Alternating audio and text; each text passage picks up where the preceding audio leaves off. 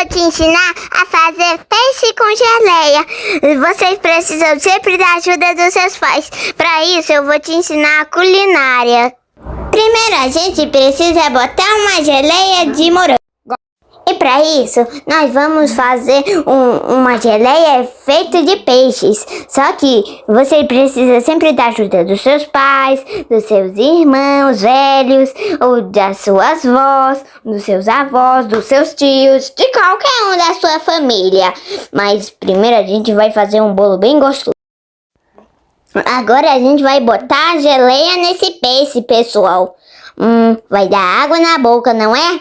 A gente precisa primeiro tirar as espinhas que tem dentro desse peixe, pessoal. Agora a gente bota a geleia de morango. Vai ser bem gostoso. Agora a gente vai deixar esquentando por 10 segundos. Pronto, ele tá pronto. Você está sabendo que dá água na boca. Então bora comer agora, pessoal. Pra que esperar, agora eu vou comer. Agora eu vou comer.